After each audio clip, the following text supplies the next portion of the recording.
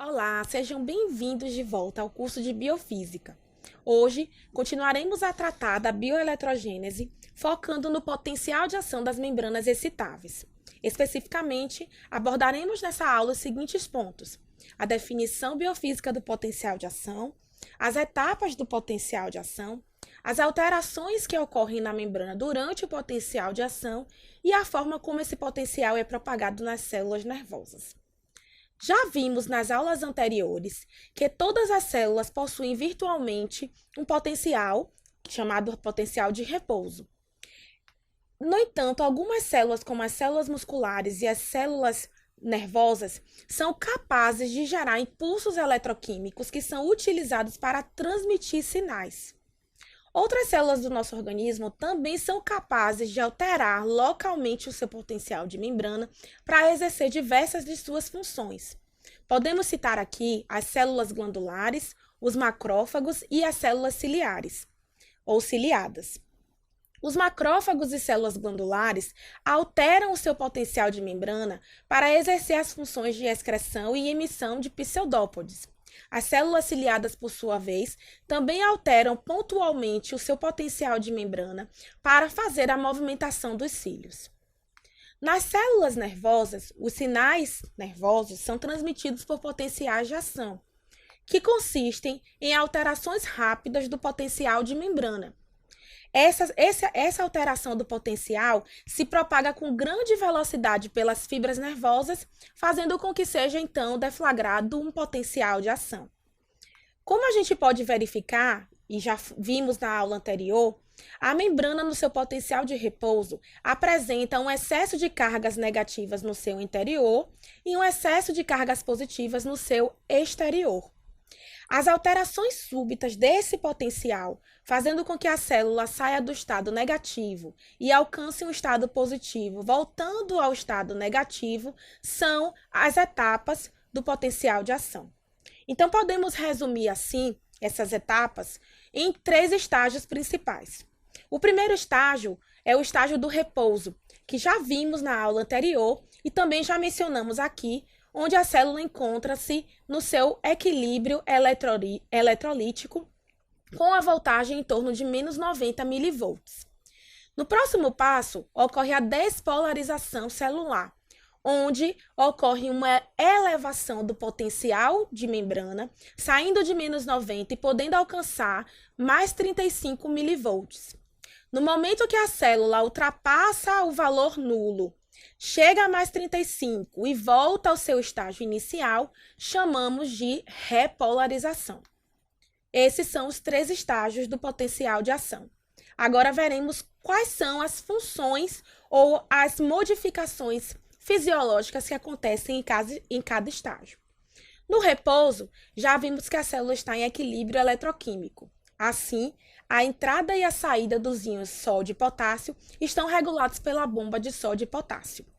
Na despolarização, ocorre um aumento da permeabilidade da célula para os íons sódio, fazendo com que esses íons entrem para a célula através do seu gradiente de concentração, obedecendo esse gradiente. Como eles estão mais concentrados do lado de fora, vai acontecer um influxo dos íons sódio, fazendo com que a voltagem da célula eleve-se até um valor de mais ou menos 35 mV. A terceira etapa consiste no fechamento dos canais de sódio, impedindo assim a entrada de mais íons sódio para o interior celular, e a abertura dos canais de potássio, fazendo com que íons potássio saiam do interior da célula para o exterior, obedecendo o seu gradiente de concentração e reduzindo novamente o potencial para que a célula volte ao seu estágio de repouso. Nos canais que a gente trabalha no potencial de ação, vamos entender que os canais são regulados por voltagem, ou seja, alterações da voltagem da membrana ativam ou inativam esses canais. Os principais canais relacionados com o potencial de ação nas membranas excitáveis são os canais de sódio, que são responsáveis pela elevação desse potencial de ação, e os canais de potássio, que são responsáveis pela redução desse potencial de ação. Mas como isso ocorre?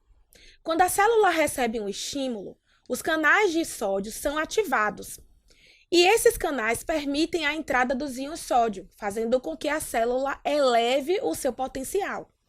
Desta forma, os canais de sódio permanecem abertos até a célula atingir um potencial que está em torno de mais 20. No momento que a célula atinge essa elevação de voltagem, os canais de sódio, ao serem regulados por essa voltagem, se inativam, impedindo mais passagem de íon sódio para dentro da célula. Ao passo que os canais de sódio se fecham, temos a abertura dos canais de potássio, que permitem que o potássio saia da célula, levando consigo as cargas positivas, equilibrando assim as cargas que entraram junto com o sódio. Quando avaliamos a condutância desses canais, observamos que a menos 90 mV, ou seja, no repouso, a célula se encontra com seus canais de sódio e potássio inativados, como verificamos aqui. No momento que a célula recebe um estímulo e o seu potencial se eleva entre 15 e 30 mV, haverá então a abertura dos canais de sódio por sua ativação. Na ativação dos canais de sódio, verificamos que o potencial da célula cresce de menos 90 para 10. Ao passo que os canais de sódio se fecham, os canais de potássio se abrem, também regulados por voltagem, permitindo a saída do potássio e assim a redução do potencial de membrana de 30 para menos 90 novamente. É importante salientar que nenhum potencial de ação é gerado na ausência de um estímulo. É necessário sempre um estímulo para que o potencial seja deflagrado. Além disso, os canais de sódio, por serem regulados por voltagem, influenciam os seus canais vizinhos a se abrirem no potencial de ação. Assim, dizemos que a condução desta voltagem na membrana se dá por feedback positivo, quando a abertura de alguns canais de sódio permite a abertura dos próximos canais vicinais. Quando a célula recebe um estímulo, ela sai do seu potencial de menos 90 mV, elevando ele em cerca de 15 a 30 mV. Então, ela sai de menos 90 e pode chegar até menos 60. Essa elevação ela é suficiente para atingir o limiar de ativação dos canais e, assim, inicia o potencial de ação. Se a célula não atingir o limiar, não acontece o potencial de ação. O desencadeamento, então, do potencial de ação pode ser resumido em 5 etapas. Na primeira etapa, vemos que a célula encontra-se em repouso. Então, dizemos que a fibra nervosa está em repouso. No segundo estágio desse deflagramento de potencial de ação, verificamos uma elevação pequena do potencial da membrana, que é estimulada por um evento elétrico ou por um evento químico, como acontece nas sinapses. A terceira etapa se dá na abertura dos canais de sódio, fazendo com que esses íons entrem na célula e elevem ainda mais esse potencial da membrana. Na quarta etapa, verificamos então que os íons sódios entram na célula, elevando esse potencial até um valor que permite, então, a inativação desses canais de sódio e a ativação dos canais de potássio. Sendo que, neste momento, verificamos, então, o início do final do potencial de ação. No momento que os canais de potássio se abrem e o potássio sai da célula, levando as cargas positivas, a célula, então, retorna ao seu estado de repouso, podendo haver um processo que nós chamamos de hiperpolarização, quando a célula chega a um valor menor do que o seu potencial de repouso.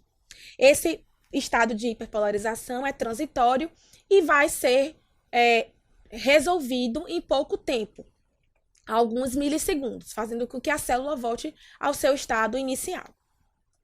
Então, verificamos aqui que durante o potencial de repouso, os canais de sódio encontram-se inativados, ou seja, o canal de ativação encontra-se fechado. No momento que a célula recebe um estímulo, este canal será ativado, onde a comporta para passagem do sódio será aberta, fazendo com que esse íon migre de um lado para outro da membrana através do seu através do seu gradiente de concentração. Uma vez que acontece isso, verificamos então que o canal aberto vai permitir o influxo do sódio, enquanto essa célula aumenta o seu potencial, chegando a mais 30. Através desta alteração do potencial, verificamos então a inativação do canal de sódio, uma vez que ele é regulado por voltagem, e a ativação então dos canais de potássio, fazendo com que a saída do potássio da célula repolarize essa célula, trazendo-a de volta para o seu potencial de repouso. Numa visão geral, podemos identificar as seguintes etapas. Em 1, verificamos o repouso. Em 2, o estímulo, que se alcançar o limiar, que está aqui representado pelo número 3, fará uma deflagração do potencial de ação, que é representado pelo número 4, onde verificamos a despolarização desta célula. Em 5, os canais de sódio se fecham e abre-se o canal de potássio para que essa célula entre no estágio 6, que seria a repolarização. Eventualmente, a célula pode se hiperpolarizar quando os canais de potássio ficam abertos por mais tempo do que o necessário, fazendo com que essa célula alcance um limiar abaixo do que o seu potencial de repouso.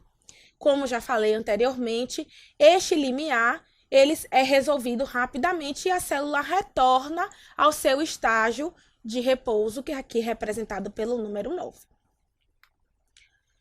Nos neurônios, a propagação do potencial de ação acontece através da fibra nervosa.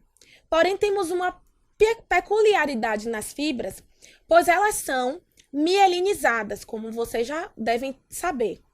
As fibras mielinizadas, elas são fibras que são recobertas pela bainha de mielina. As membranas celulares de Schwann são responsáveis pela produção dessa bainha de mielina. E ela é também responsável por uma redução em 5.000 vezes do fluxo iônico que acontece na fibra nervosa. Assim, ao invés das células nervosas receberem o seu potencial de ação e propagarem através de toda a sua membrana, ela propaga esse potencial de ação através dos nódulos de Ranvier, que são pequenas regiões da membrana não cobertas pela bainha de mielina.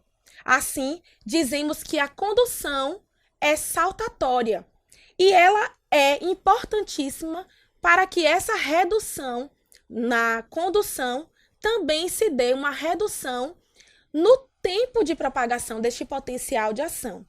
Por isso que as células nervosas são capazes de captar sinais internos ou externos e propagar em frações de milissegundos. Podemos verificar aqui que se a célula não fosse mielinizada, teríamos um tempo muito maior de propagação do seu impulso nervoso. Assim, verificamos que a presença da bainha de mielina é fundamental para que as células nervosas propaguem o seu potencial de ação de forma mais rápida. O princípio do tudo ou nada é intrínseco ao potencial de ação, ou seja, na presença do estímulo, se a célula chegar ao seu limiar, ocorrerá o potencial de ação. Caso contrário, não haverá uma deflagração do potencial de ação. Desta forma, verificamos aqui que os estímulos sublimiares 1 e 2 não levaram a célula a aumentar o seu potencial de repouso a um valor limiar de menos 55. Assim, não ocorre o potencial de ação. Uma vez que a célula recebe um terceiro estímulo que alcança o limiar de ativação do potencial de ação, essa célula entrará então no potencial de ação, deflagrando-o e gerando então uma elevação rápida e súbita do seu potencial e voltando ao seu repouso. Este é o princípio do tudo ou nada. Assim, finalizando nossa aula, podemos apontar os principais pontos que vimos aqui. São eles: o potencial de ação consiste em uma alteração súbita do potencial de repouso da célula. Quando a célula sai do seu estado negativo, eleva-se até o estado positivo e volta para o estado negativo. Seus estágios podem ser resumidos em repouso, despolarização e repolarização. As alterações iônicas na membrana, durante o potencial de ação, são ocasionadas pelas aberturas e fechamento dos canais de sódio e potássio, permitindo que esses íons extravasem de um lado para o outro através do seu gradiente de concentração. Também verificamos que a propagação do potencial de ação nas células nervosas, ou seja, nos neurônios, se dá por uma condução saltatória, que aumenta em 5.000 vezes o tempo de condução. E verificamos também que o potencial de ação segue o princípio do tudo ou nada. Ou ele acontece, ou ele não acontece. Se houver um estímulo que alcance o limiar, esse potencial de ação vai acontecer e ele é irreversível. Se o estímulo não alcançar o limiar, não ocorre o potencial de ação e a célula permanece então em repouso. Bom, essa foi a nossa aula. Aqui estão as referências que podem ser consultadas de forma mais profunda e eu vejo vocês na próxima aula. Até lá!